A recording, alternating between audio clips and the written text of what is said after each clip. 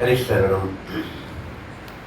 श्री रामचरितमानस चर्चा के क्रम में हम लोग प्रातः काल यह श्रवण किए हैं, जब श्री काकभूषुंडी जी पूर्व जन्म की बात सुनाते हैं कि लोमस महर्षि के पास पहुंचे। लोमस महर्षि ज्ञानी महापुरुष थे, वे ज्ञान मत का प्रतिपादन कर रहे थे, लेकिन इनके मत में भक्ति का पक्षपात था। भक्ति को श्रेष्ठ मानते थे। आपस में तर्क वितर्क हुआ। लोमस महर्षि ने श्राप दे दिया कि उत्तम बात मैं समझाना चाहता हूं, तुम समझते नहीं हो, काक के समान तर्क वितर्क करते हो, इसलिए कौवा बन जाओ। लेकिन ये तो भगवान के भक्त थे, इनको कोई फर्क नहीं पड़ा, मन में तनिक भी कष्ट नहीं हुआ। तुरंत उन्हें काक का शरीर मिला और वहां से वो उड़ते हुए गए। अंतिम में लोमस महर्षि जी समझ गए, उनको पास में बुलाया। पास उनके रख कर के लोमस महर्षि ने उनको रामचरितमानस का श्रवण कराया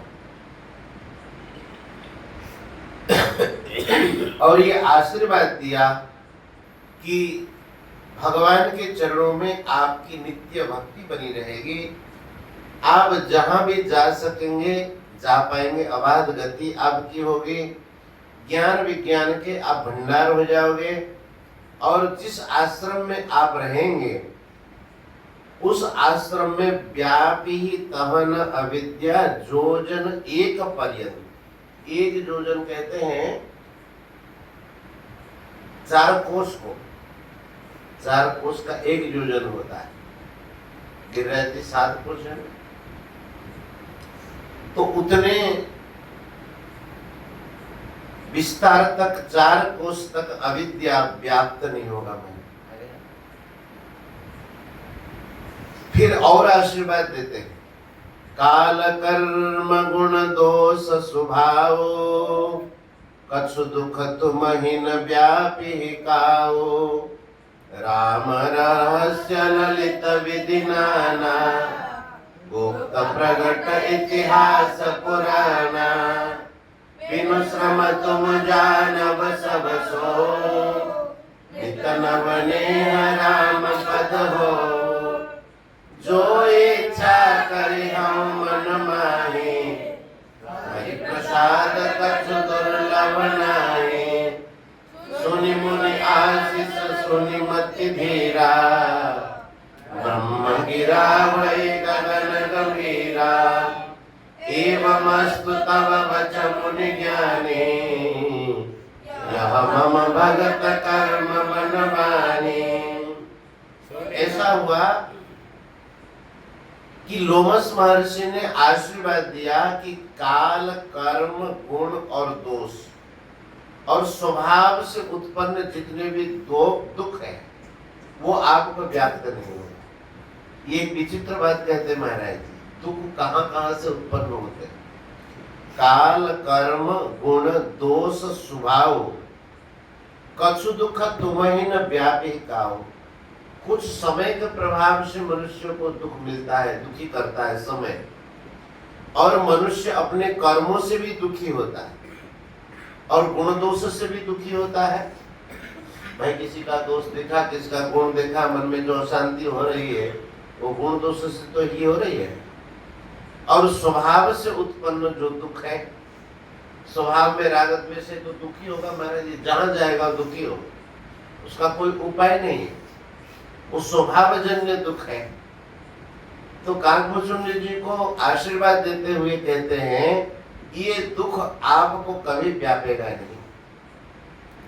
और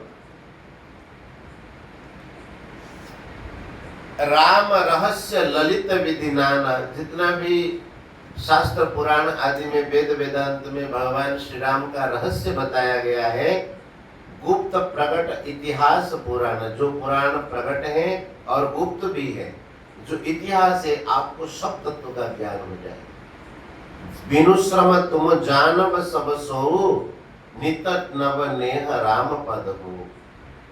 भगवान श्री राम के चरणों में आपका नित्य नूतन प्रेम बढ़ेगा। जो आप मन में इच्छा करेंगे भगवान की कृपा से आपके लिए कुछ भी दुर्लभ नहीं रहेगा। जैसे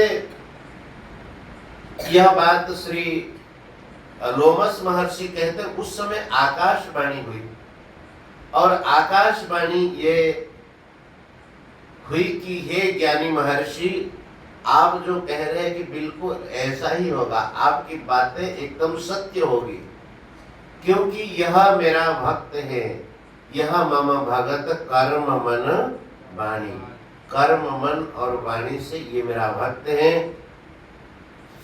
ऐसा आकाशवाणी सुनकर के श्री काकभूषण जी कहते, मुझे बड़ा हर्ष हुआ।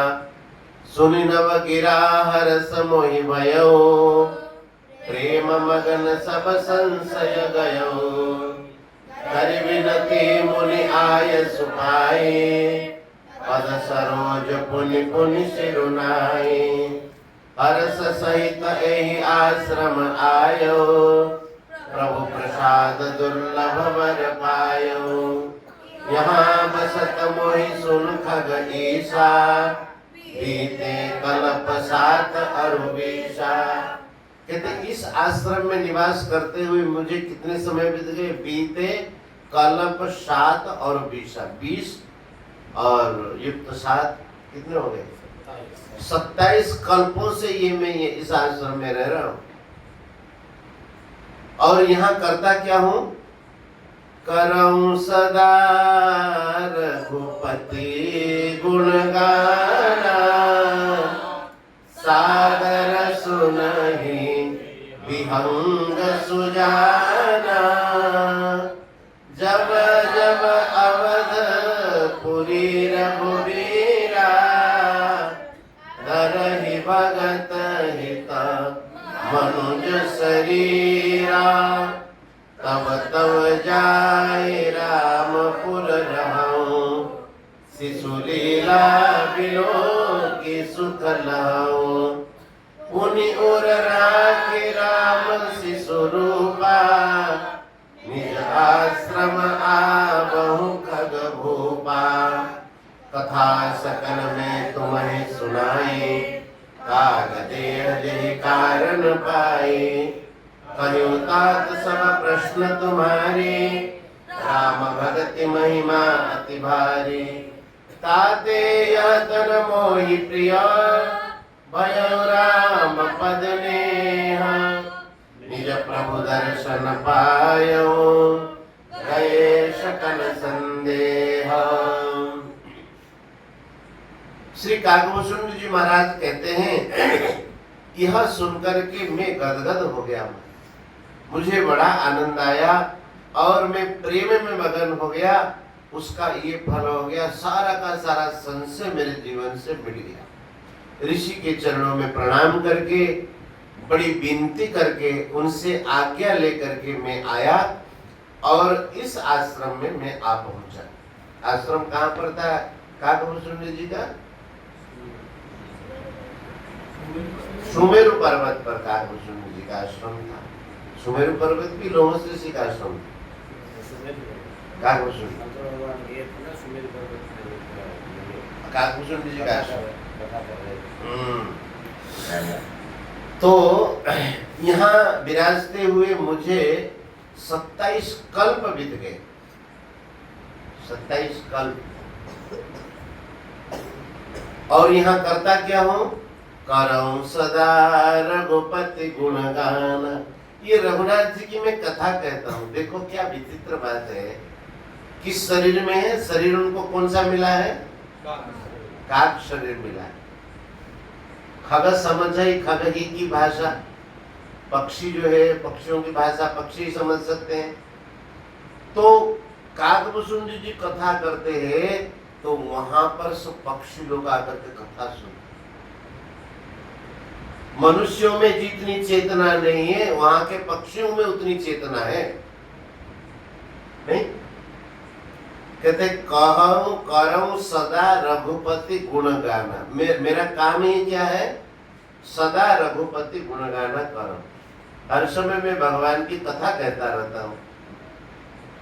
और सादर सुनहि विहंग सुजाना। ये सुजाना, सुजाना माने ज्ञानी चतुर विहंग जो है यहाँ आकर के भगवान की कथा सुनते रहे।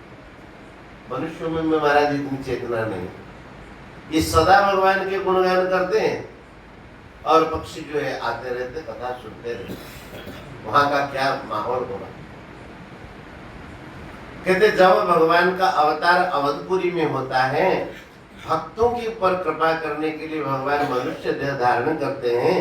धरहि भगत ही तमनुज शरीरा, तब मैं अवधपुरी चला जाता हूँ और वहां पर भगवान की जो बाल्य लीला है उसको देख करके बहुत आनंदित होता हूँ।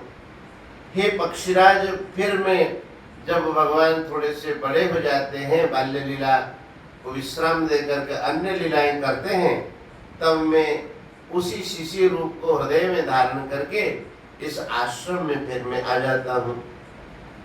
आपने पूछा ही था मुझे ये काक का देह कैसे मिला है, मैंने सब कथा कह दी है। और कहूँ तात सब प्रश्न तुम्हारी, राम भगति महिमा अति भारी। आपके सब प्रश्नों का भी मैंने उत्तर दे दिया। कहते हैं इसीलिए यह शरीर मुझे प्रिय है। अब इसमें देखो शरीर की बड़ी महिमा नहीं है, जिस शरीर के द्वारा भगवत भजन हो उस शरीर की महिमा।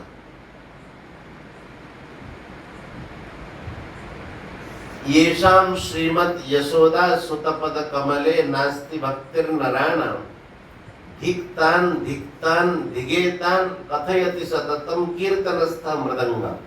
ये जो मृदंग बजता है, धिक्तान धिक्तान धिगेतान। येषां यशोदा, येषां श्री यशोदा सुतपद कमले नास्ति भक्तिर्नराणां। भगवान के चरणों में जिनका प्रेम नहीं है, कीर्तन में विराज हुमान मृदंग जो है वो क्या बोलते हैं जानते हो? तान धिक, मतलब उनको धिक्कार हो। धिक तान, तान धिक, जबकि वो बोल बजता है धिक तान। कहते कि नहीं, मृदंग कहता है उनको धिक्कार है, धिक एतान धिक, धिक्तान धिक्तान धिगेतान एतान धिक कथयति सततम कीर्तनस्थ मृदंग। कीर्तन में विराजमान वाले मृदंग क्या कहते हैं? मैं मृतिका का बना हुआ हूँ, मिट्टी का बना हुआ हूँ, फिर भी मैं भगवान का कीर्तन करता हूँ। और ये मनुष्य होकर के परम लाभ से वंचित हो रहे हैं। लाभ न यही समझ जग कछु भाई, भजै न राम ही नर तनु पाई। मनुष्य देह धारण करके भगवान का भजन नहीं करते हैं, यही सबसे हानि की, यही समझ जग कछु भाई। इसके समान संसार में कोई हानि नहीं। और लाभ की कछु हरि भगति समाना, जेहि गावत श्रुति वेद पुराण। और संसार में सबसे जो बड़ा लाभ है भगवान की भक्ति। श्रुति वेद पुराण इस बात को गाते रहते हैं। तो गरुड़ जी, काकभूषण जी कहते हैं कि यह काक शरीर होने पर भी मुझे प्रिय है, क्योंकि इसके द्वारा राम जी का भजन होता है। एक श्लोक आता है, यशोदा किशोरे मनश्चेन लग्नम, ततः किम ततः किम ततः किम ततः किम। याद है श्लोक?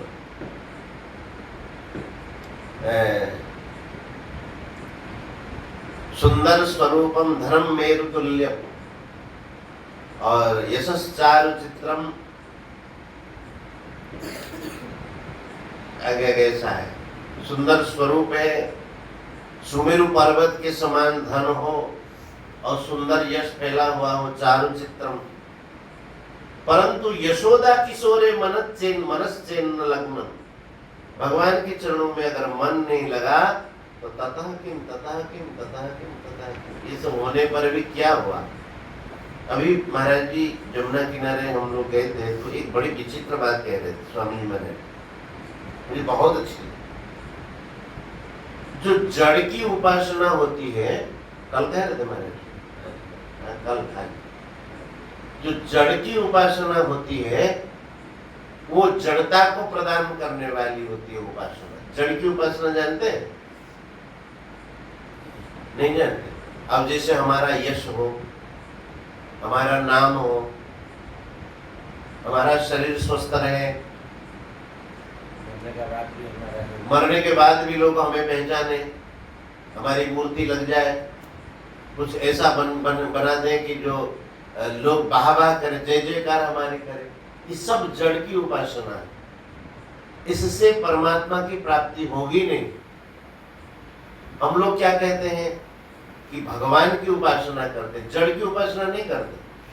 अब जैसे धन की उपासना करे, धन के लिए करे तो धन की उपासना होगी, यश के लिए करे तो यश की उपासना होगी। और जैसे कहते हैं हम श्री राधा कृष्ण की उपासना करते, ये चेतन की उपासना।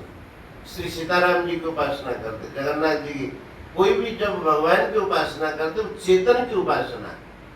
तो चेतन की उपासना से चेतन मिलते हैं, और जड़ की उपासना से कभी भगवान नहीं मिलेंगे। महाराज जी एक बात और बढ़िया कह रहे थे, चेतन की उपासना से जड़ तो मिल जाता है,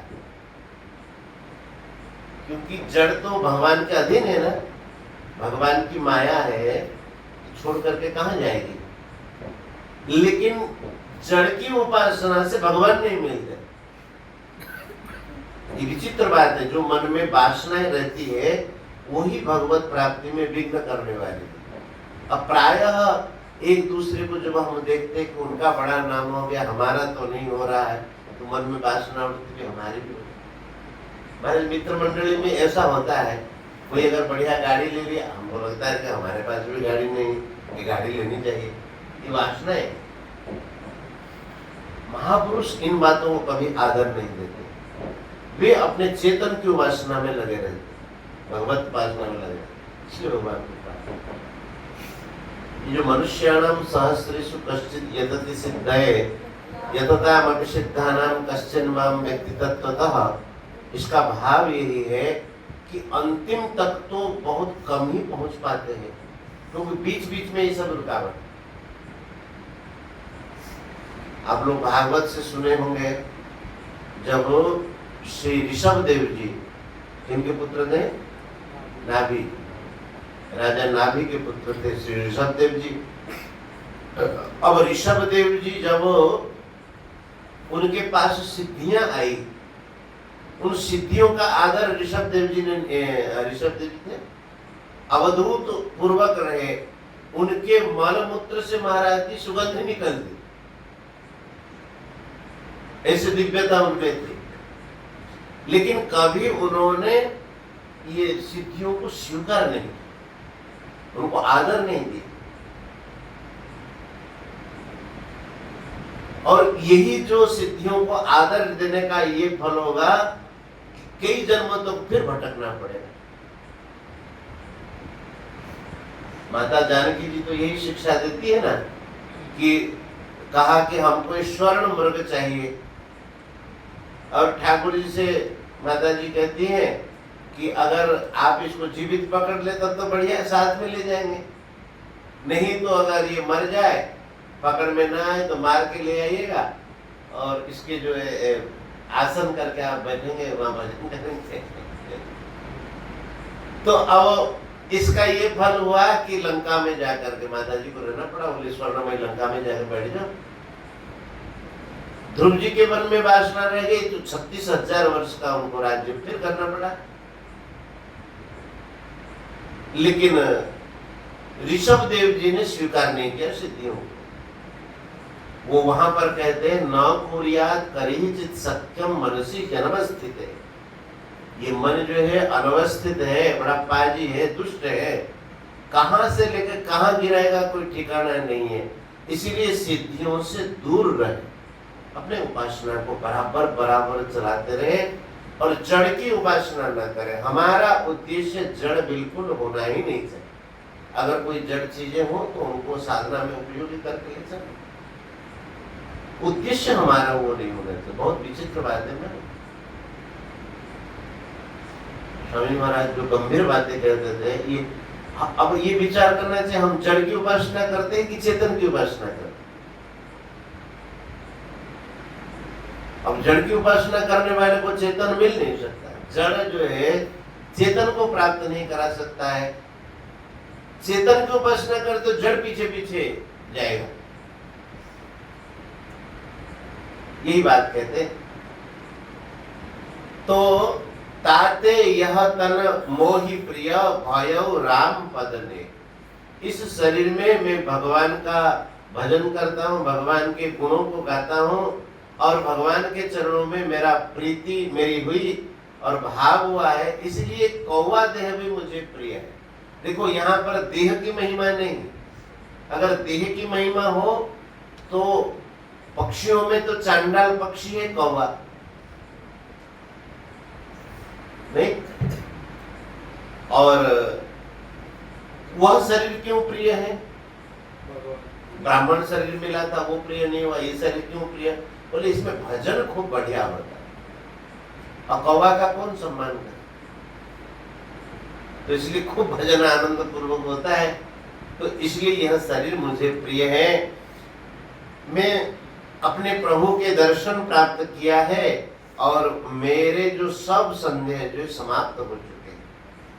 भगति पक्ष हठ करी रहे दीनी महर्षि शाप, मुनि दुर्लभ वर पायो देखो भजन प्रताप। बोले भक्ति पक्ष हठ करी रहो, मैं भक्ति पक्ष में हठ करके जमा रहा। यहाँ हठ का मतलब दुराग्रह नहीं, हठ का तो ये जो मूर्खों का गुण होता है, हठी चा प्रियवादी से परोक्तम नहीं मिलने। हठ का मतलब मैं अपनी निष्ठा में अचल रहा।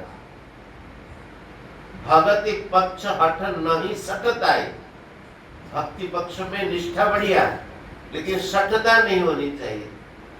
सठता क्या है? जैसे सेवा का भाव बढ़िया है, गुरु जी की सेवा कर रहा है चेला, अब लेकिन एक मक्खी आकर के गुरु जी के छाती में बैठ गया और सेवा करने के चक्कर में बंदूक तान लिया मक्खी के ऊपर, मक्खी को मार दिया, तो गुरु जी ही मरेंगे कि मक्खी ही मरेगी? महाराज जी गुरु जी बोल हो जाएंगे कि नहीं? तो ये निष्ठा तो ठीक है, गुरु जी की सेवा करना है, लेकिन सठता और मक्खी को उड़ाने के लिए तो हाथ से उड़ा दो और कोई उपाय से उड़ा दो। मूर्खता ये है कि बंदूक से गुरु जी के छाती में बैठी हुई जो मक्खी उसको उड़ा रहा है, ये मूर्खता है। इसका मतलब भक्ति के पक्ष में निष्ठा उत्तम है, लेकिन भक्ति के पक्ष में कुतर्क उत्तम नहीं। निष्ठा के चक्कर में जब जाकर के कुतर्क में लग जाए तो ये ठीक नहीं है। बोले कि मुझे ऋषि ने अभिशाप दिया लेकिन फिर भी वह वरदान मुझे मिल गया उनसे। देखो भजन प्रताप, ये जो है भजन का प्रताप है। जे असि भगति जानि परिहरहि, केवल ज्ञान श्रम करहि। ते जड़ काम धेनु गृह त्यागी, खोजत आगु फिरहि पय लागी। सुन खगेश हरि भगति बिहाई, जे सुख ते सठ महासिंधु बिनु तरणी, पैरि पार चाहै जड़ करणी। कहते हैं कि ऐसी भक्ति की महिमा को जानने के बाद भी जो केवल ज्ञान के लिए श्रम करता है, भक्ति को परित्याग करके, वह मूर्ख अपने घर पर बंधी हुई कामधेनु को छोड़कर वह जाता है दूध के लिए, मदार के पेड़ के पास जाता है, कुछ हमको दूध मिल जाए। अब उसमें से कितना दूध निकलेगा? पेट भरेगा? 2-4 बूंद निकल जाए। कामधेनु अपने घर पर है, उसको छोड़ करके मदार के वृक्ष से दूध के लिए जाता है। ऐसे ही हे खगेश सुनु खगेश हरि भगति बिहाई, जे सुख चाहे आन उपाय। जो हरि भक्ति को छोड़ करके दूसरे किसी उपाय से सुख चाहते हैं, वे अतिशय शठ हैं, मूर्ख हैं और वे अभागे हैं। इस महान सिंधु को, भव सागर को मानो वे तैर करके महासमुद्र को पार करना चाहते अपने बाहुबल से। कोई कितना तैराक हो, बढ़िया तैरने वाला हो, तो महाराज समुद्र को तो नहीं कर सकता है। अविस्मितम तम परिपूर्ण कामम स्वेनैव लाभेन समम प्रशांतम विनोपसर्पत्य परम हि बालिशः स्वलांगुलेन अतितितरति सन्नु। बोले भगवान को छोड़ करके, भगवान कैसे है? अविस्मितम, सब विस्मय जो भगवान में समा जाते हैं। परिपूर्ण काम, कुछ पाना जिनके लिए बाकी नहीं रहे, और अपने लाभ में जो प्रशांत रहते, सम रहते, ऐसे भगवान के बिना जो इस भवसागर को तरना चाहता है, मानो स्वलांगुलेन अतितितरति सिंधुम, कुत्ते की पूंछ पकड़ करके वह समुद्र को पार होना चाहते। कुत्ते की पूंछ पकड़ के समुद्र को कोई पार हो जाए? कुत्ता डूबेगा, वो भी डूबेगा। तो भगवत उपासना से संसार सागर को पार हो सकते हैं। वही बात कहते हैं, जो भगवत भक्ति को छोड़ करके संसार से सुख चाहता है, अपने जीवन में सुखी होना चाहता है, वह महामूर्ख बिना ही तरणी के, तरणी माने जहाज, नाव, पहले बिना ही जहाज के तैर करके इस सिंधु को पार करना चाहता है, वो तो मूर्ख ही है।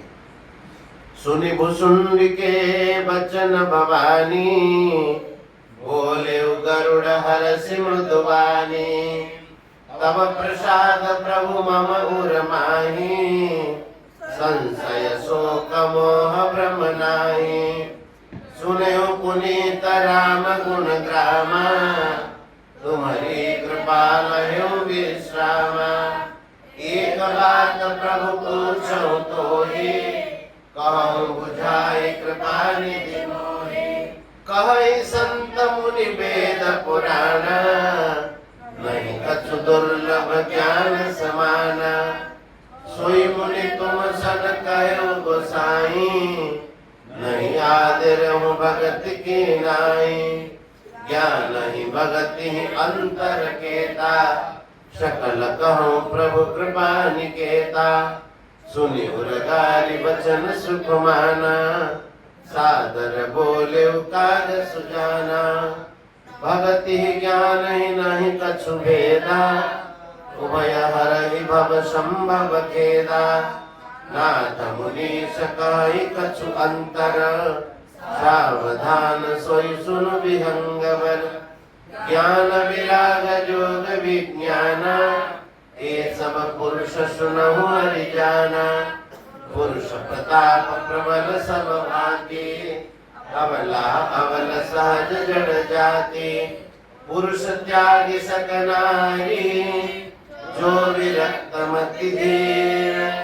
न तो कामी विषयावसो, विमुख जो पद रघुवीर। सोई मुनि ज्ञान विज्ञान, कृपा नहीं विदु मुख निरखी। दिवस होई हरि जान, नारी विष्णु माया प्रगट। श्री कागभूषुंड जी की बात सुनकर के भगवान शंकर कहते हैं शिवा को, भवानी को कहते हे देवी भवानी। यह बात सुनकर के गरुड़ जी के हर्ष की सीमा नहीं रही, बड़े आनंदित हुए गरुड़ जी और कहने लगे कि हे भगवान, आपकी कृपा प्रसाद से मेरे मन में न तो अब कोई संशय बचा है, न शोकी बचा है, न मोह बचा है, न ही कुछ भ्रमी बचा है।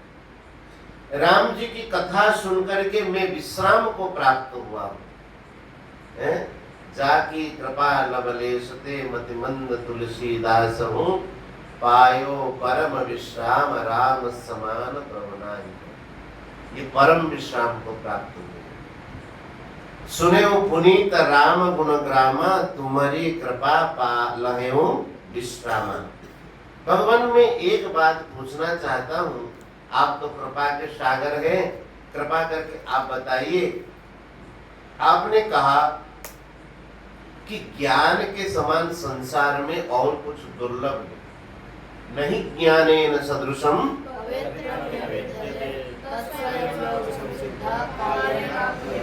महाराज जी गीता जी एक ऐसा ग्रंथ है, उसमें परोक्ष प्रत्यक्ष रूप से सब बातें बनी हुई। जितने भी सूत्र हैं वो गीता जी में। जिनको गीता जी कंठस्थ हो जाए उनको बहुत बात समझ में आ जाए। कहीं संत मुनि वेद पुराण, संत मुनि वेद पुराण आदि ये कहते हैं इस संसार में नहीं कछु दुर्लभ ज्ञान समान। ज्ञान के समान कोई दुर्लभ नहीं। और आप खुद ही कह रहे हैं, जब आप लोमस महर्षि के पास गए थे, वो आपको ज्ञान दे रहे थे, ज्ञान का उपदेश दे रहे थे, और आपने उस ज्ञान का आदर क्यों नहीं किया? जब ज्ञान इतना दुर्लभ है। नहीं ज्ञानेन सदृशम पवित्रम यह विद्यते। संसार में ज्ञान के समान पवित्र करने वाला कोई भी नहीं है। ज्ञान होने पर कर्म बंधन कट जाता है ना? तो ऐसे ज्ञान का आपने आदर नहीं किया। तो हम ये जानना चाहते हैं, ज्ञान और भक्ति में अंतर क्या है?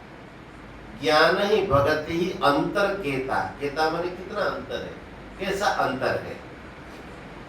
अब आप कृपा करके यह बताइए। गौरव जी की बात सुन करके काकभूषण जी बहुत प्रसन्न हुए और फिर कहने लगे, बोले कि देखो ज्ञान ही भक्ति ही ज्ञान ही नहीं कछु भेद। ज्ञान और भक्ति में कोई भेद नहीं है।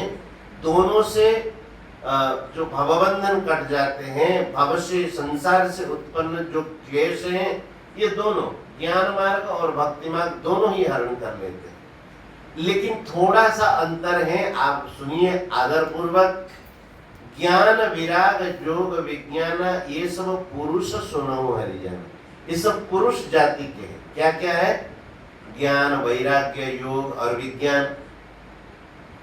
कहते हैं कि पुरुष जो है सब प्रकार से प्रबल होता है, और अबला जो है स्वाभाविक जो है अबला निर्बल होती है। लेकिन वही पुरुष स्त्री का परित्याग कर सकता है जो कामी न हो, जो संयमी हो।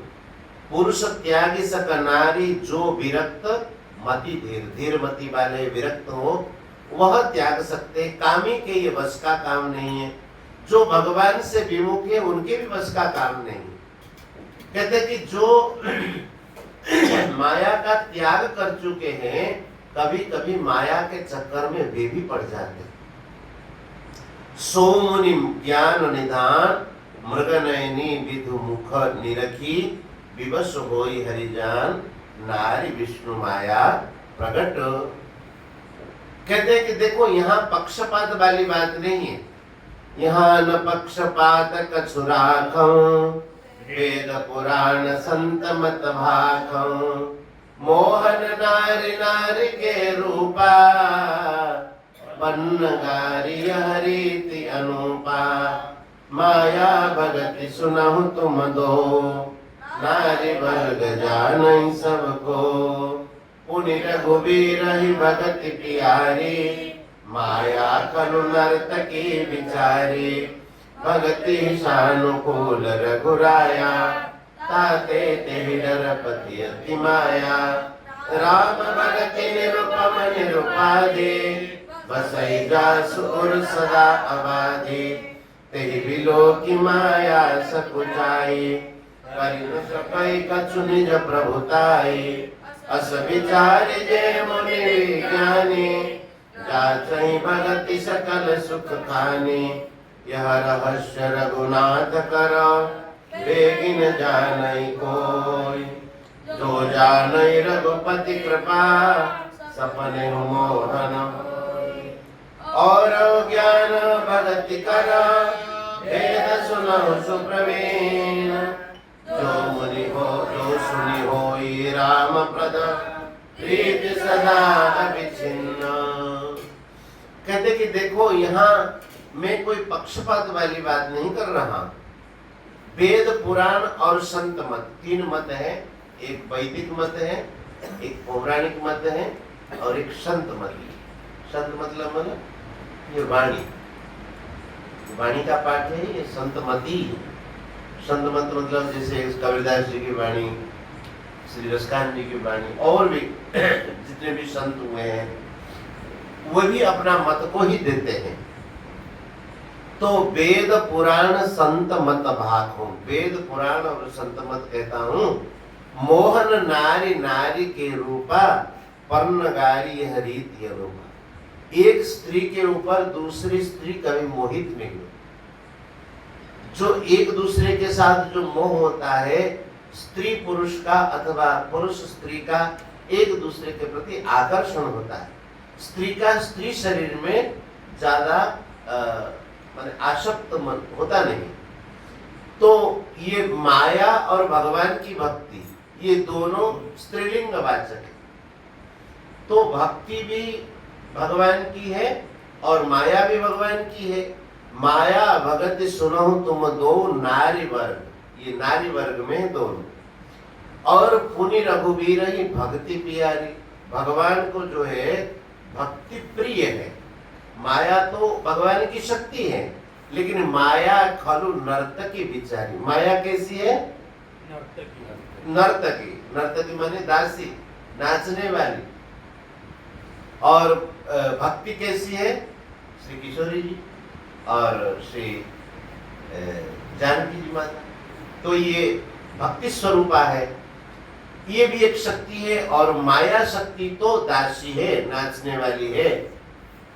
तो जिनके भीतर राम जी की भक्ति विराजमान होती है, भगत ही सानुकूल रघुराया, ताते ते ही डरपति अति माया। रघुनाथ जी भक्ति के विशेष अनुकूल है, इसलिए भक्ति के सामने माया संकोच कर जाए। भागवत में बार बार आप देखते ना, माया भगवान के सामने जाने में लज्जा करती है, डरती रहती है, भगवान के सामने नहीं जा पाती है। और भगवत उपासना करने वालों के ऊपर भी माया का प्रभाव नहीं होता है।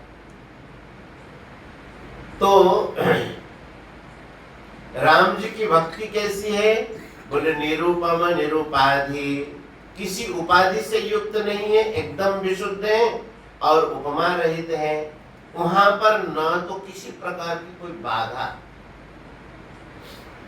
भगवान की भक्ति में महाराज कोई बाधा नहीं।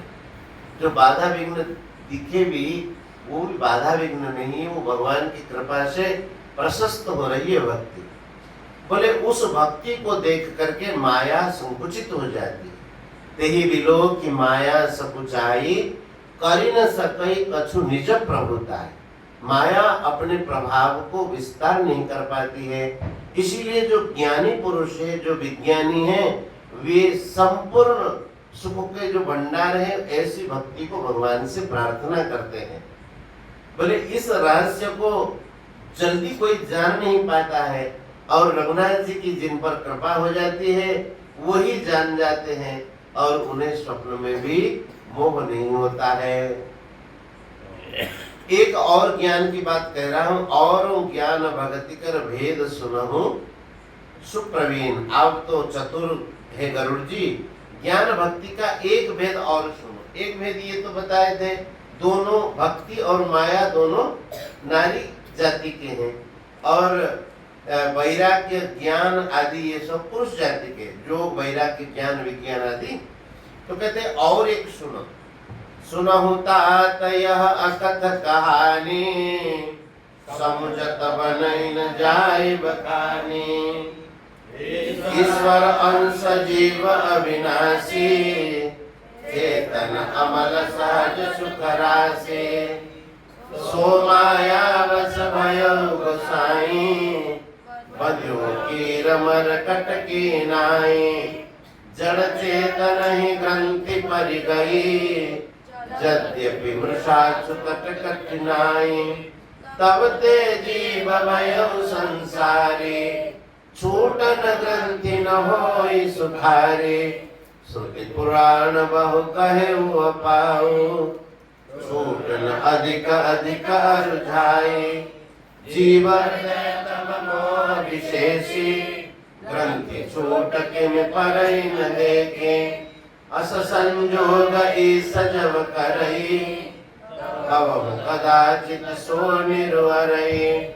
सात्विक श्रद्धा धेनु सुहाई, जो हरि कृपा हृदय बस जब तब नियम अपारा जे श्रुति कह शुभ कर्म ते तृण हरित चरे जब गाई भाव वत्स शिशुपाई पिनाई लोई निवृत्ति पात्र विश्वासा निर्मल मन अहीर निज दासा परम धर्ममय पह दुहि भाई अवटे अनल अकाम बनाई तो सब मरुत तव क्षमा जुड़ावे धुति समझावनु दे जमावे मुदिता मथे विचार मथानी दम आधार रजु सत्य सुवानी तव मति काढ़ी नवनीता विमल विराग सुभग सुपुनीता जोग अग्नि करि प्रगट तव कर्म शुभा शुभलाई बुद्धि सिरावे ज्ञान कृता ममता मल जरि जाय तव विज्ञान रूपिणी बुद्धि विशद घृत पाय चित्त दिया भरि धरे दृढ़ समता दियति बसाय तीन अवस्था तीन गुना तेहि कपास ते काढ़ी तूल तुरीय समारि पुनि बाती करे सुगाड़ी ए विधि ले से दीप तेज राशि विज्ञान गया जात ही जासु समीप जरहि मदाति कसलभ सब। ये बड़ा लंबा चौड़ा बताते हैं, कहते कि देखो बहुत उत्तम बात कह रहे, बोले कि बात समझने में तो बहुत आसान है, सुनहु तात यह अकथ कहानी समुझत बनइन जाई वखाय। ये जो समझता है वही जान पाता है, ये कहने में नहीं आता। इसलिए कहते हैं कि आश्चर्यवत पश्यति कश्चिदेन आश्चर्यवत वदति तथैव चान्यः आश्चर्यवच्चे नमन्यः शृणोति श्रुत्वाप्येनं वेद न चैव कश्चित्। यह आश्चर्य के समान कहा जाता है। अतः समुझत बनइन जाई वखानी, ये अनुभव का विषय है, ये वाणी से प्रकट करने का विषय नहीं है। क्या ये जीव जो है ईश्वर का अंश है। एक तत्व बताना चाहते हैं, जीव, माया और परमात्मा, ये तीन बात तो है। जीव, जगत, जीव, ईश्वर, ईश्वर, जीव और जगत। जीव जो है जगत में बंधा हुआ है, ईश्वर को प्राप्त करना उसका स्वभाव है। वो बताते हैं ज्ञान के मार्ग से कैसे दूर होता है। ईश्वर अंश जीव अविनाशी, ये ईश्वर का अंश है जीव, और ये विनाश रहित हैं, चेतन भी है, मल रहित है, और ये सहज सुख राशि। इसमें समस्या क्या हो गया है, सो माया बस भयो गोसा। क्या हो गया है, देखो इसमें क्या बात कहते हैं, ये माया का है नहीं, माया बस भयो। माया बस भयो का मतलब ये माया के वश में हो गया है। एक किसका अंश है, भगवान का अंश। जैसे किसी को कहते हैं ना, अरे बहुत भला आदमी था भाई, उस संग में पड़ गया, शराब पीने लगा, लेकिन ये कुसंग पहले से ये कुसंग ही नहीं था। इसी को कहते सो माया बस भयो। माया के वश में होकर के ये बंधा। कैसे बंधा, बंध्यो कीर मर कटकीना। ये दो उदाहरण इसमें देते हैं। कीर कहते तोते, और मरकट तो हम लोग देखते हैं बंदर को। बंदर को खाने में बड़ी रुचि नहीं। चना अगर बंदर देख लिया तो आगे पीछे घूमता रहेगा, कब आकर के उसे खाएगा। बहुत आसानी से छोड़ के जाएगा नहीं। तो भोजन द्रव्य देख ले, जब तक आशा न टूट जाए तब तक वो आसपास घूमता रहेगा और लेने का प्रयास करता है। और ये बंदर जो होता है वो लोभी होता है नहीं। बंदर को एक सामान मिल जाए तो एक सामान लेकर के वो नहीं जाए, लगभग 3, 4, 5, 6 जितना ले सकता है। जैसे केला देव बंदर को तो क्या करता है, एक इस हाथ में पकड़ेगा, एक पकड़ा, 2 पकड़ा, जितना वो भर सकता है वो पकड़ेगा। बंदर बहुत लोभी होता है। तो बंधता कैसे जीव है वो बताते हैं। तोते के समान है और बंदर के समान। जो पेटू होते हैं, खाने में जिनका बड़ा लोभ होता है, वो संसार में बंध जाते। बंदर कैसे बांधते हैं, बंधन में कैसे पड़ते हैं कि बंदर को पकड़ने वाले ऐसे तो नहीं पकड़ पाएंगे। क्या करते, जंगल में जहां पर बहुत बंदर रहते हैं उस जगह पे जाते हैं और छोटे मुंह का एक घड़ा ले लेते, जैसे सुनाई, उसका मुंह बहुत पतला हो, छोटा।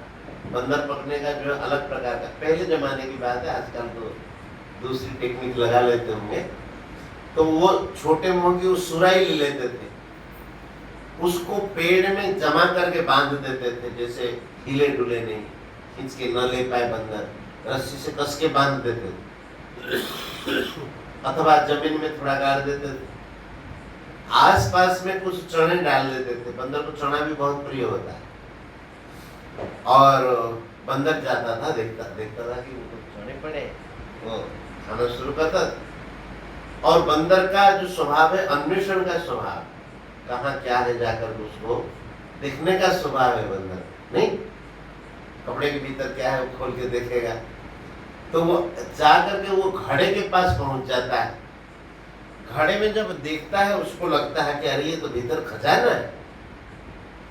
तो क्या करता है, एक हाथ डालता है, उसको लगता है कि जब घड़ा जो है भरा हुआ है, तो सुराई भरी हुई है, तो वो क्या करता है, एक हाथ से तो लेना उनका स्वभाव नहीं, तो दोनों हाथ को घुसा देता है उस सुराई में, समझ गए। अब दोनों हाथ घुसाते समय ऐसे खुल जाएंगे तो दोनों हाथ, लेकिन वहां से मुट्ठी बांध करके लाएगा, चना लाएगा तो कैसे लाएगा, ऐसे तो चने आएंगे नहीं। तो उसको वहां जाकर दोनों हाथ को मुट्ठी बांध करके वो चने को लेकर के आता है।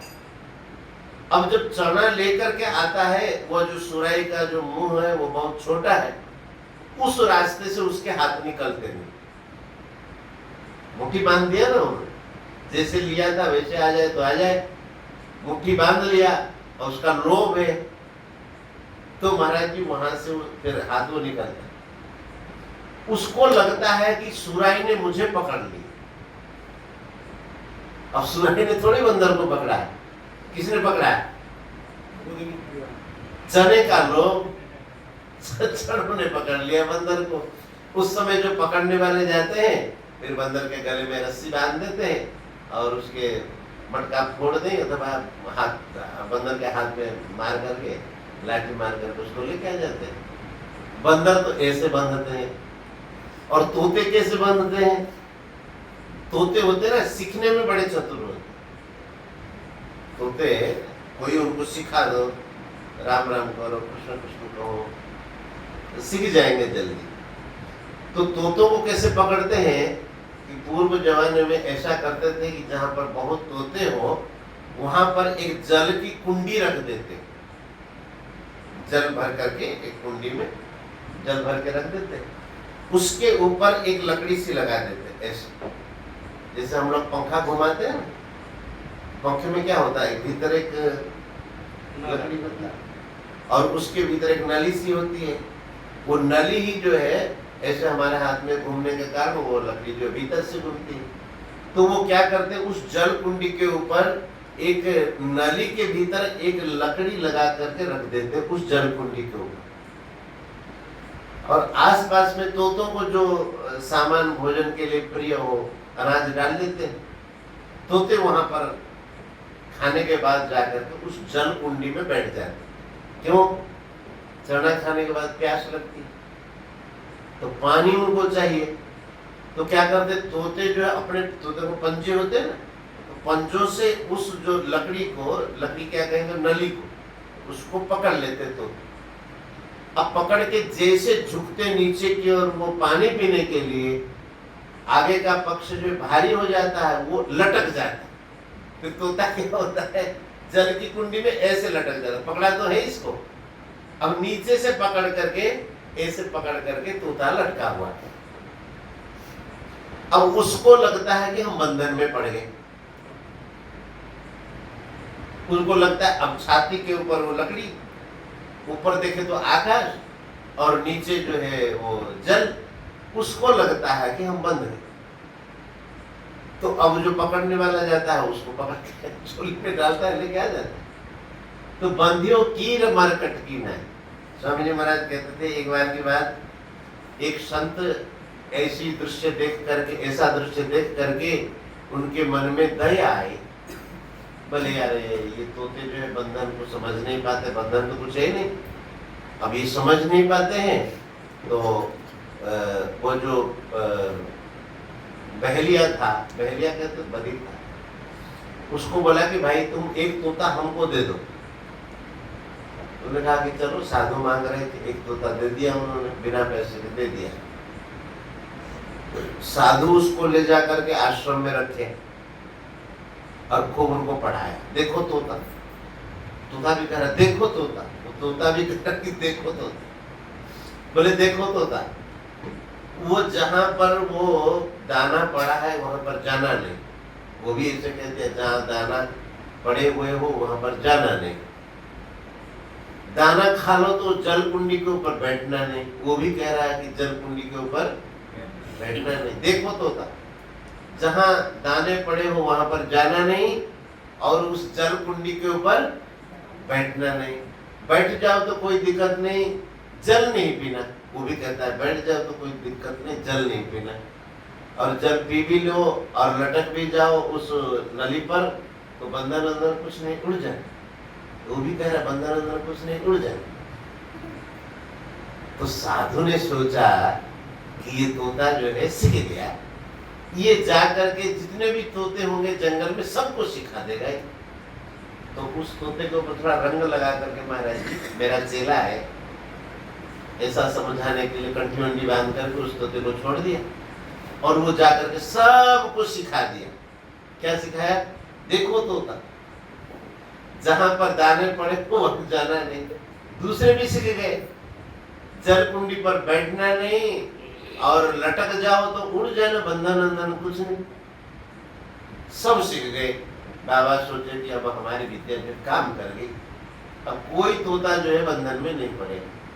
दूसरे दिन जाकर के देख रहे हैं कि उनका चेला ही फिर पड़ा हुआ है। जब गुरु जी सोचते हैं ना गीता हमने रटा दी बच्चों को तो सब बंधन मुक्त हो जाएंगे, लेकिन अब जो है बंधन में क्यों का क्यों पड़े हुए। इसका मतलब ये नहीं कि गीता जी नहीं पढ़नी चाहिए, गीता जी तो पढ़नी चाहिए, उसी से ही बंधन मुक्ति होगी। गुरु जी गए तोता के पास, उसको कह रहे को बिल्कुल वही का वही वाक्य कह रहा है, बंधन अंदर कुछ नहीं, उड़ जाए, लेकिन वही लटका हुआ है, बंधा हुआ है, अपने आप को बंधन महसूस करता है। वही कहते हैं कि जीव ईश्वर का अंश है, लेकिन सो माया बस भयउ गोसाई, ये क्या हो गया है? माया के वश में हो गया है। और कैसे बंधन में पड़ गया है? बंधियो कीर, कीर माने तोता। तोता कैसे बंधन में पड़ा? जल पीने की इच्छा से। और बंदर कैसे बंधन में पड़ा? चना खाने की इच्छा से। इससे पेटू जो है ज्यादा बंधन पड़ जाए, कम खाना चाहिए नहीं।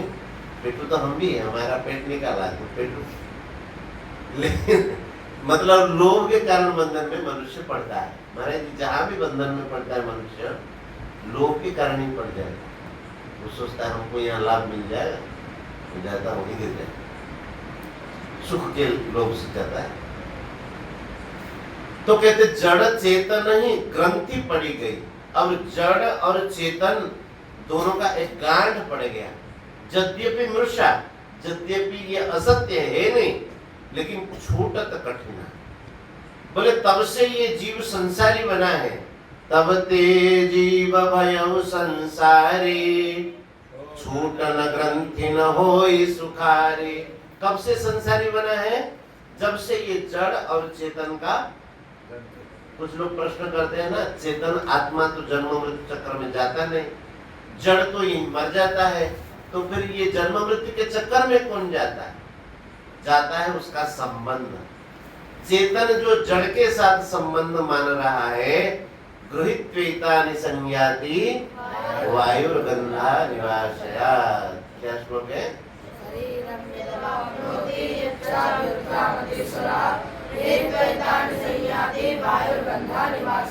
किन किन को आता है? जगन्नाथ को आता है? खड़े होकर बोलो। तोता सीखा हुआ तो है?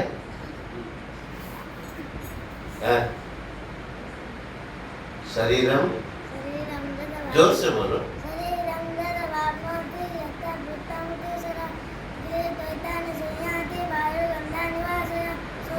बस बस इतना ही बात। कहते हैं कि शरीरम यदा वाप्नोति, जब शरीर को प्राप्त करता है, एक शरीर में दूसरे शरीर में जाता है, एक शरीर से, तो गृहीत्वा एतानि संज्ञाति, जिन जिन के साथ संबंध माना है उन सबको लेकर के दूसरे शरीर में चला जाता है। अब जैसे मान लीजिए हम यहाँ सत्संग भवन में आए हैं, यहाँ बैठे, यहाँ कोई सामान छोड़ करके जाओ, तो फिर आओगे कि नहीं सामान लेने के लिए? अरे अरे सामान छूट गया, आते कि नहीं? क्यों? अब मेरा सामान छूटा हुआ है ना, फिर दौड़ के आते हैं। वैसे ही जब शरीर के साथ संबंध मानता है तो स्थूल शरीर ना यहाँ जला देते हैं, लेकिन सूक्ष्म और कारण शरीर को लेकर के एतानि गृहीत्वा संज्ञाति। एतानि माने इन शरीरों को, किन को? सूक्ष्म शरीर, कारण शरीर, कर्म संस्कार, स्वभाव जो सूक्ष्म शरीर में है, कर्मों के संस्कार भी सूक्ष्म शरीर, कारण शरीर में सब कुछ है, उनको लेकर के दूसरे शरीर में जाता है।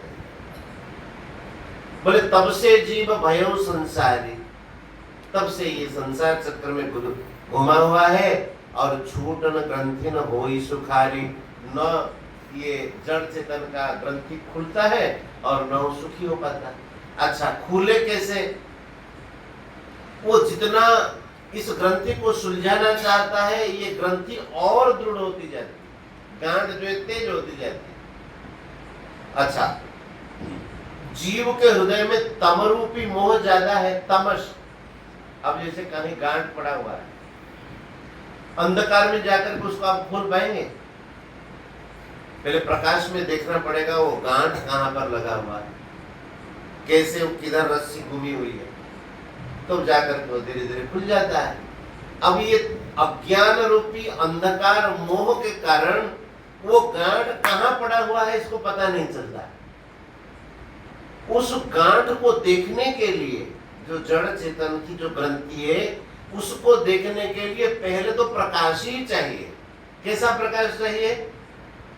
अब जैसे कहीं गांठ पड़ा हुआ है, लाइट ना हो तो क्या करते हैं हम? मोबाइल दिखाते हैं, मोबाइल से लाइट दिखाते हैं, प्रकाश करते हैं ना। तो वही बात कहते हैं, असंजोग ईश जब करही तबहु कदाचित शोक निर्वरे। जब भगवान ऐसा संयोग करते हैं, सत्संग प्रदान करते हैं, तब जो है कदाचित वह ग्रंथि जो है खुल पाती है। ग्रंथि खुलने के लिए प्रकाश की आवश्यकता है, तो प्रकाश कहां से मिलेगा? दीपक चाहिए ना, दीपक जलेगा तब प्रकाश मिलेगा, और दीपक ऐसे जल जाएगा क्या? क्या चाहिए? तेल चाहिए, घी चाहिए, बाती चाहिए, दीपक चाहिए नहीं, तभी उसका प्रकाश होगा। और घी चाहिए तो घी कैसे मिल जाएगा? घी कैसे मिलेगा? हम लोग कैसे घी निकालते हैं? गौमाता को पहले पालते हैं, घास खिलाते हैं और दाना खिलाते हैं, उसके बाद वो गाय जो है बच्चा देती है, उसके बाद ग्वाला की भी जरूरत है, उसमें से गाय को बांधने के लिए लोनी कहते हैं उसको, वो भी जरूरत है। गाय को ग्वाला दूहता है, दूहने के बाद गर्म किया जाता है, उससे निकलता है मक्खन, फिर मक्खन को गर्म किया जाता है, हाँ वो क्रमबद्ध, उसमें फिर मक्खन से फिर घी निकलता है, और घी का दीपक जला करके फिर जो करते हैं, तो वही क्रम कहते हैं। वो ग्रंथि कहाँ है उसको देखने के लिए एक ज्ञान रूपी दीपक की आवश्यकता है। उस ज्ञान रूपी दीपक के लिए क्या करना चाहिए? सात्विक श्रद्धा धेनु सुहाई। ये जो धेनु है मैंने गोमाता है, ये कौन है? कहते ये सात्विक जो मनुष्य में श्रद्धा है। श्रद्धा कितने प्रकार के हैं? श्रद्धा त्रय विभाग योग। तो श्रद्धा कितने प्रकार के? सात्विक, राजस और तामस। सात्विक श्रद्धा का क्या लक्षण है? यजंती सात्विका देवान यक्ष रक्षांसि राजसा प्रेतान भूतगणांश्चान्ये यजन्ते तामसा जना। सात्विक के और भी है, जप भी है, दान भी सात्विक है। तो हरि कृपा से जब सात्विक श्रद्धा रूपी सुंदर गौमाता हृदय रूपी घर में जाकर के निवास करते, माने हृदय जो है गौशाला है, उस गौशाला में कैसी गौमाता रहती है?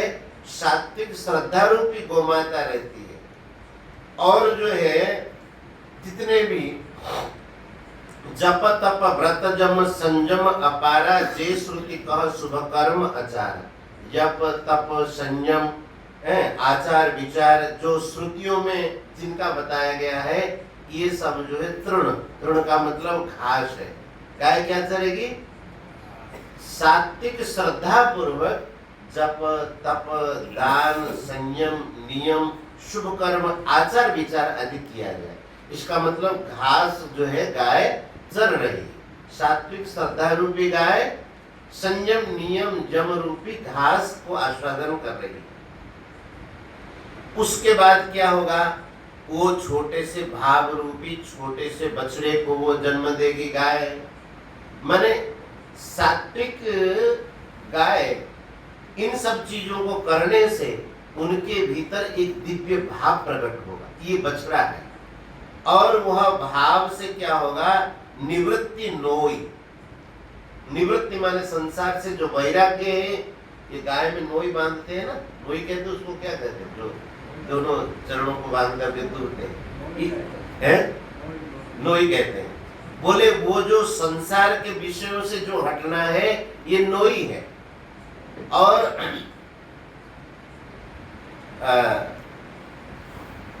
विश्वास रूपी दूध, विश्वास रूपी जो विश्वास जो है वो बर्तन है। जैसे हम लोग दूध दूधते बर्तन पे ले जाते हैं बाल्टी, तो विश्वास जो है वो बर्तन है। और जो धोने वाले जो अहिर है वो कौन है? बोले कि निष्पाप जो मन है वो भगवान का निर्मल मन अहिर निज दासा। जो निष्पाप मन है, वशीभूत मन है, वह जो है धोने वाला ग्वाला है। ऐसे परम धर्ममय दूध को जब दुहा जाता है और निष्काम भाव रूपी अग्नि पर उसको तपाया जाता है, कौटाया जाता है, उससे क्षमा और संतोष रूपी हवा से उसको ठंडा किया जाता है दूध को। ये बहुत लंबा प्रक्रिया है। और धैर्य और समरूपी जामन डाल करके उसको जमाया जाता है। उसके बाद प्रसन्नता रूपी तत्व विचार रूपी मथानी डाल करके उसको मथा जाता है। और उसमें जो है सुंदर जो है वैराग्य रूपी मक्खन निकलता है। श्रद्धा से इतनी प्रक्रिया करने के बाद क्या निकला? वैराग्य रूपी मक्खन। श्रद्धा रूपी गौ से क्या निकला? वैराग्य रूपी मक्खन है। उस मक्खन को फिर किसमें डालो? जोग अग्नि करी प्रगट तब कर्म शुभा शुभलाई। ये शुभाशुभ कर्म को ईंधन बना दे, लकड़ी गैस, और योग रूपी अग्नि में उसको तपाया जाए। तब क्या है? ममता मल जरी जाए। मक्खन जब निकालते उसमें से कुछ मल अंश होता है ना, वो धीरे धीरे धीरे धीरे जल जाता है, ये ऊपर आ जाता है। ये ममता ही मल है। अशुद्धि क्या है? ममत्व, मेरापन। तब क्या होता है? तब विज्ञान स्वरूपिणी जो बुद्धि है, निर्मल घी को प्राप्त करके चित्त रूपी दीपक में भर करके समता रूपी दीवट बना करके उस पर जमा करके रखा जाता है। और जागृत, स्वप्न और सुषुप्ति, ये जो 3 अवस्थाएं हैं और जो 3 गुण हैं सत्व, रज और तम, ये कपास से निकाल करके तुरीयावस्था रूपी रुई को निकाल करके उसमें बाती बना करके जब उसको जलाया जाता है तब जाकर के पता चलता है कि ये जड़ चेतन की ग्रंथि कहाँ, पता चलेगा अच्छा ये गांठ है, तब उसको खोला जाए। तब दिक्कत क्या होती है, यही विधि ले से दीप तेज राशि विज्ञानमय जात्रिता सुसमीप जरहि मदादिक सलभ सब। ऐसे जब दीपक जलता है तो उसके समीप जाते हैं मान, मद इत्यादि जितने भी पतंग हैं वह सब जाकर के उसमें जल जाते हैं। और सोहमस्मि इति वृत्ति अखंड, एक अखंड वृत्ति रह जाती है, सह अहम, वही मैं ब्रह्म हूँ, ऐसा भाव रह जाता है। अब लेकिन ये होते होते क्या दिक्कत आ जाती है वो भी आगे बताएंगे। अब यहीं पर विश्राम देते हैं। श्री राम जय राम जय जय राम।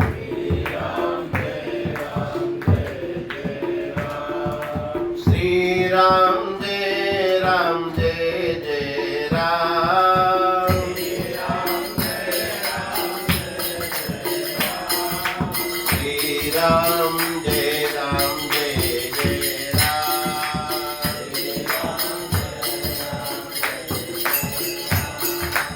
श्री राम जय राम जय जय राम। श्री राम जय राम जय जय राम।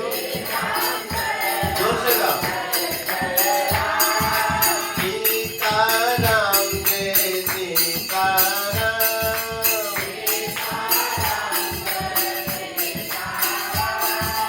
राधे श्याम जय राधे श्याम।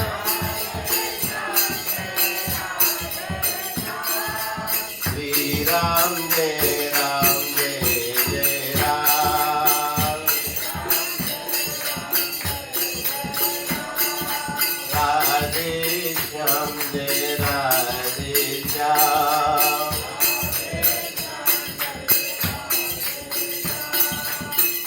सीताराम जय सीताराम।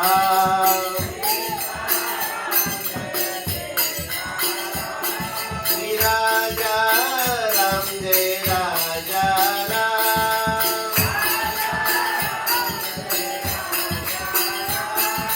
राधे श्याम जय राधे श्याम।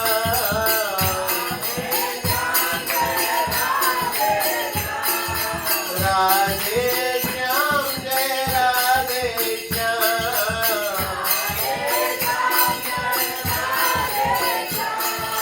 श्री राम जय राम जय जय राम। सीता राम राम राम सीता राम राम राम। सीता राम राम राम राजा राम राम राम।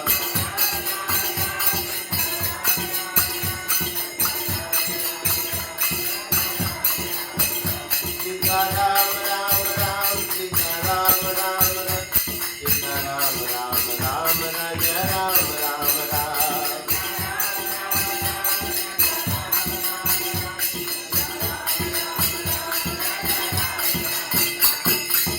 बोल वृंदावन बिहारी लाल की, श्री राधा रानी की, श्री जगन्नाथ महाप्रभु की, श्यावर रामचंद्र भगवान की, श्री अवध धाम की, श्री सरजू मैया की, श्री शालग्राम भगवान की, श्री वृंदावन धाम की, श्री जमुने रसमहारानी की, सब संत भक्तन की, श्री दीपावली महामहोत्सव की, श्री दीप मालिका की, श्री गंगा गीता गौ माता की।